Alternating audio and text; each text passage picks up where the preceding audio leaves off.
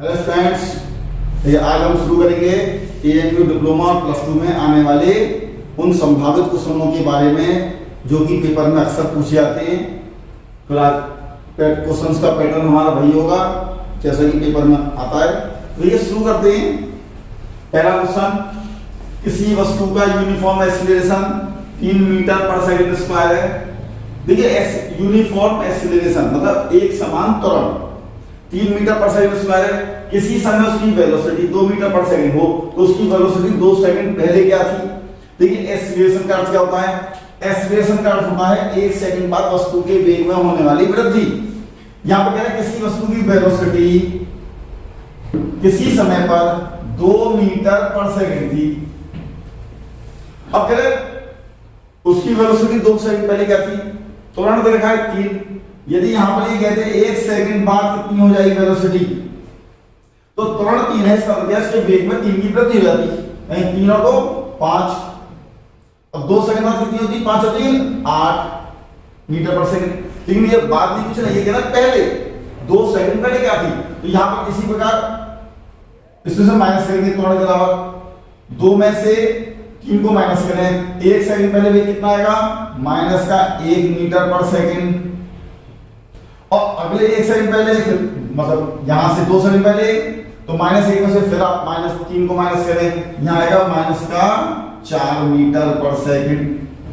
तो इसका आंसर -4 होगा। देखिए आपके ऑप्शन में ये जो ऑप्शन है इसमें ये गलत छप गया है, यहां +4 की जगह आएगा -4। तो 2 सेकंड पहले इसकी वेलोसिटी -4 होगी। लेकिन यदि आप इसको हम फॉर्मूले से निकालेंगे तो हम ये मान लेंगे इनिशियल वेलोसिटी मान लीजिए इसकी 2 मीटर पर सेकंड है और आपसे 2 सेकंड पहले पूछ रहे हैं इसकी वेलोसिटी कितनी होगी, ये भी पूछ रहे। तो v बराबर u माइनस 80 माइनस इसीलिए क्योंकि 2 सेकंड पहले इसकी स्पीड कम ही होगी। तो v निकालना है, u कितना है 2, a की वैल्यू 3 इंटू 2 3 दूनी 6, 6 में से 2 गए माइनस के 4 मीटर पर सेकंड। नहीं तो आप इसको डायरेक्ट बस सोच के डायरेक्ट निकालते हैं। अब देखिए नेक्स्ट क्वेश्चन, दूसरा क्वेश्चन क्या है कि एक दौड़ने वाले का वेलोसिटी टाइम ग्राफ नीचे बना हुआ है, वह कुल कितनी दूर दौड़ा। देखिए ये वेग समय ग्राफ है, हमसे दूरी पूछ रहे हैं। वेग समय ग्राफ और समय अक्ष, देखिए ये वेग समय ग्राफ, ये वेग, ये है वेग अक्ष और ये है समय अक्ष। तो ये वेग समय ग्राफ, ये जो लाइन खींची हुई है ये वेग समय ग्राफ है। इस वेग समय ग्राफ और इस समय अक्ष के बीच घिरा हुआ ये क्षेत्रफल आएगा, ये इस वस्तु द्वारा या व्यक्ति द्वारा चली गई दूरी को प्रदर्शित करेगा। तो हमें निकालना क्या है, इस वेग समय ग्राफ यहां से यहां तक और इस समय अक्ष के बीच घिरा हुआ क्षेत्रफल। क्षेत्रफल कैसे निकालेंगे हम? देखिए यदि क्षेत्रफल निकालना होगा, देखिए एक ट्रायंगल बनना है, इसका एरिया, ये आयत बनना है, इसका एरिया निकाल लेंगे। फिर ये एक समलंब बन रहा है, इसका एरिया, फिर ये वर्ग टाइप का बनना है, इसका एरिया, और इन सब के एरिया को जोड़ देंगे तो टोटल एरिया जाएगा। तो पहले कुल दूरी, तो दूरी क्या होगी, वह कुल कितनी दूर दौड़ा, तो दूरी होगी हमारी वेग समय ग्राफ तथा समय अक्ष के बीच घिरा क्षेत्रफल। कभी-कभी पेपर में ये पूछ लेता है कि वेग समय ग्राफ और समय अक्ष के बीच घिरा हुआ क्षेत्रफल किस भौतिक राशि को प्रदर्शित करता है, तो प्रदर्शित करता है दूरी को। अब वेग समय ग्राफ और समय अक्ष के बीच घिरा हुआ क्षेत्रफल निकालते हैं। जैसे हमने कहा इस ट्रायंगल का यदि मैं एरिया निकालूं तो ट्रायंगल का एरिया होगा 1/2, आधार कितना है 2 और ऊंचाई है इसकी 8, 2 इंटू 8 प्लस।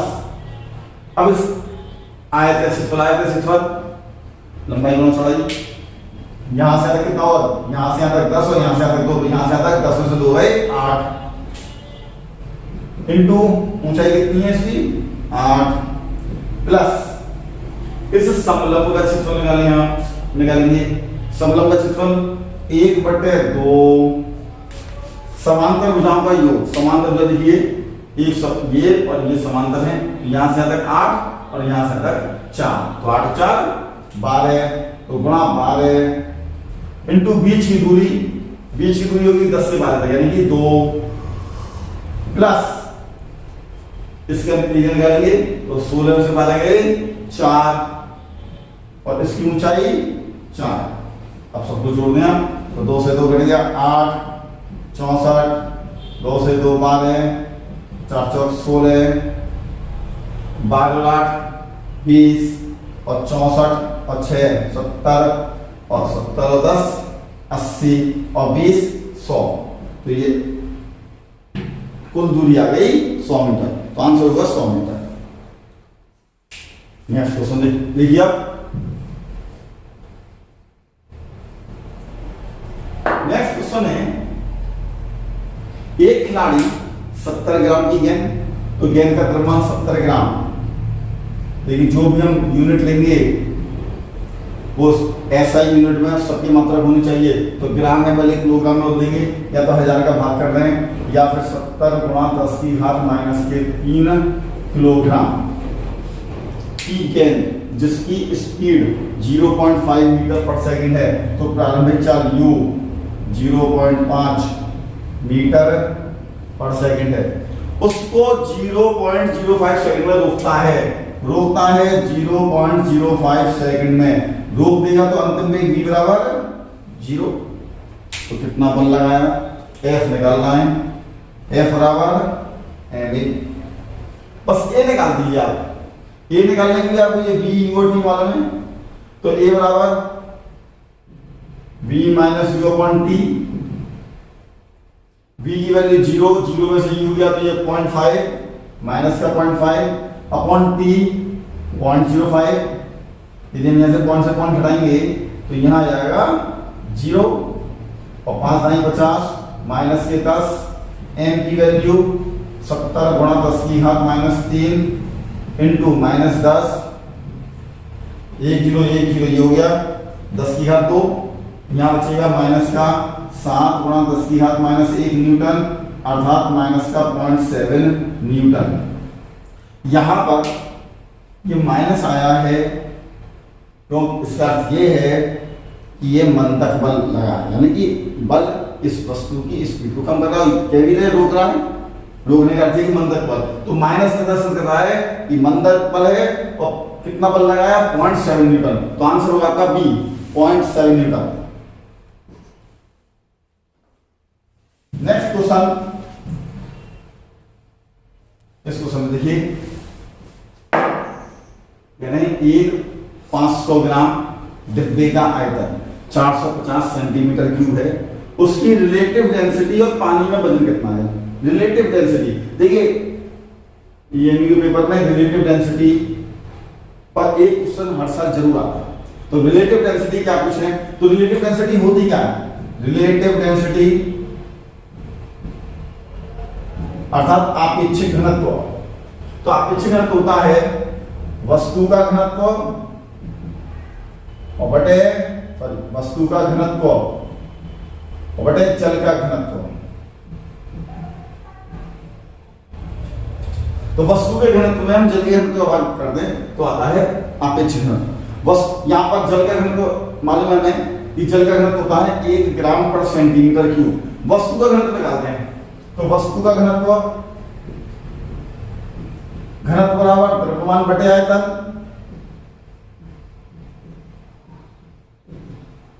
वस्तु का घनत्व निकालना है तो वस्तु का द्रव्यमान बटे वस्तु का आयतन, तो यहां पर वस्तु यानी डिब्बे का द्रव्यमान कितना है 500 ग्राम और डिब्बे का आयतन 450 सेंटीमीटर क्यूब। 450 0 से 0 5 9 50 5 9 45, यदि हम डिवाइड करते हैं तो ये लगभग आएगा 1.11 और यूनिट होगी ग्राम प्रति, क्योंकि ग्राम में रखा है ग्राम प्रति सेंटीमीटर क्यूब।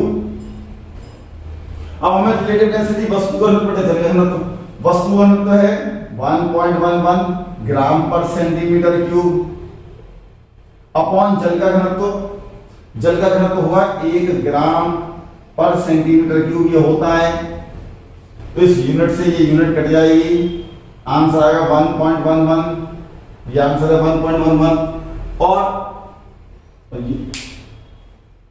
हमने आपको पहले कहा था कि अपेक्षित घनत्व दो एक समान राशियों का अनुपात होता है, इसीलिए इसका कोई मात्रक नहीं होता है। आगे पूछा पानी में वजन कितना होगा। देखिए जब किसी वस्तु को पानी में डुबाते हैं तो उसके वजन में कमी आ जाती है उत्प्लावन बल के कारण। तो बस ये निकालते हैं कि वस्तु का द्रव्यमान कितना है 500 ग्राम, उस पर उत्प्लावन बल कितना लग रहा है। देखिए उत्प्लावन बल होता है हटाए गए पानी के द्रव्यमान के बराबर, हटाए गए पानी का द्रव्यमान। तो हटाए गए पानी का जो द्रव्यमान है वो उत्प्लावन के बराबर होगा, और द्रव्यमान बराबर आयतन गुणा घनत्व। जब डिब्बे को डुबाएंगे तो डिब्बा अपने आयतन के बराबर द्रव को हटाएगा, तो हटाए गए द्रव का आयतन होगा 450 और पानी का घनत्व 450 ग्राम। यानी कि उत्प्लावन बल ऊपर की ओर लगेगा 450 ग्राम और डिब्बे का वजन है नीचे 500 ग्राम। जैसे यहाँ पर पानी में हमने डिब्बे को डुबाया, डिब्बे का वजन 500 ग्राम, उत्प्लावन बल ऊपर लग गया 450 ग्राम। तो इस वस्तु का डिब्बे का पानी में वजन आएगा, पानी में वजन डिब्बे का 500 माइनस 450 कितना आएगा 50 ग्राम। तो आंसर होगा इसका 1.11 रिलेटिव डेंसिटी और पानी में वजन होगा 50 ग्राम। तो आंसर होगा सी।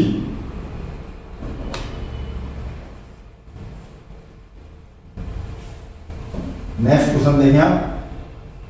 नेक्स्ट क्वेश्चन कह रहे हैं एक वस्तु जिसका भार 100 न्यूटन है मेज पर रखी है। देखिए मेज, इस पर एक 100 न्यूटन की वस्तु रखी है।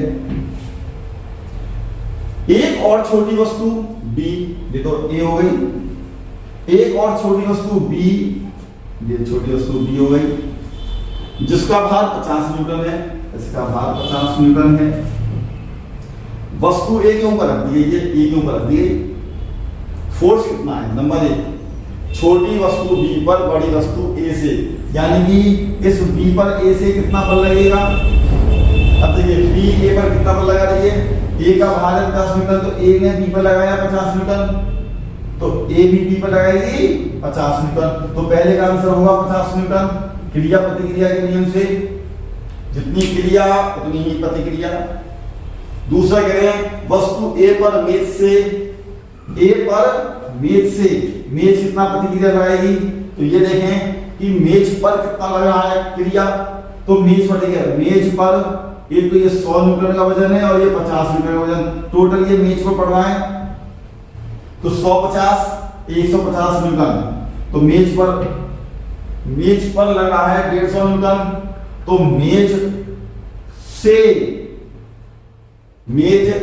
से ये पर कितना पड़ेगा 150 न्यूटन। तो आंसर होगा इसका 150 न्यूटन। तो आंसर है 50 और 150, कौन सा डी। नेक्स्ट क्वेश्चन, ये बहुत अच्छा क्वेश्चन है। ये क्या कह रहे हैं एक रॉकेट जिसका द्रव्यमान 1.3 इंटू 10⁴ kg है और उसके इंजन का ऊपर की तरफ फोर्स लगा रहा है 2.6 गुणा 10⁵ न्यूटन। तो रॉकेट का इनिशियल अपवार्ड त्वरण, इनिशियल मतलब प्रारंभिक ऊपर की तरफ त्वरण क्या होगा। यदि कोई वस्तु ऊपर की ओर ए त्वरण से गति करे, मान लिया ऊपर की त्वरण कितना है ए, तो यदि कोई वस्तु ऊपर की ओर ए त्वरण से गति करे तो उसको लगने वाला नेट बल F बराबर mg+a होता है। फॉर्मूला है mg+a ऊपर की तरफ। तो F की वैल्यू कितनी है 2.6 इंटू 10⁵ m, रॉकेट का द्रव्यमान 1.3 इंटू 10⁴ जी की वैल्यू 10 प्लस ए, इससे 2 आ कट गया, सही है। 10 यह 4 से एक घात बचेगी यहाँ पर, 10 दूनी 20, 20 बराबर 10 प्लस ए, और ए बराबर 20 में से 10 गया 10। तो इस रॉकेट का ऊपर की तरफ त्वरण होगा 10 मीटर पर सेकंड स्क्वायर। अब देखिए, तो यहाँ तक आप कर लें, फिर अगले लेक्चर में फिर हम मिलते हैं।